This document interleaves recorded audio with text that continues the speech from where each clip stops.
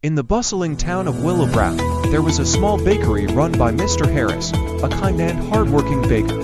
His pastries were the best in town, and every morning, the sweet aroma of fresh bread and cakes filled the streets. Mr. Harris had a son named Ethan, but unlike his father, Ethan had no interest in baking.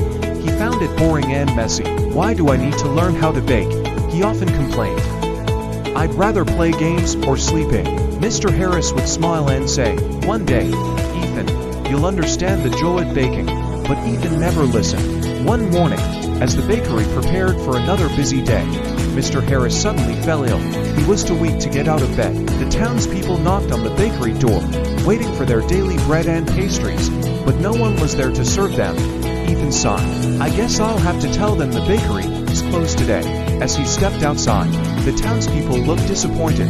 "But we need our bread, Ethan," Mrs. Willow, the school teacher, said. "The children's breakfast depends on it." Ethan gulped.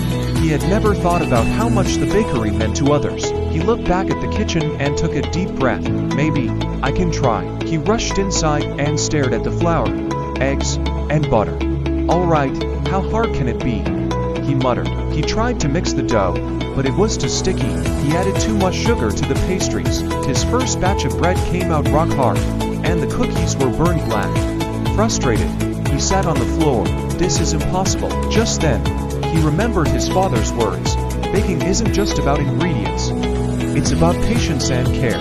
Determined, Ethan took a deep breath and tried again. He followed his father's recipe carefully, measuring everything just right.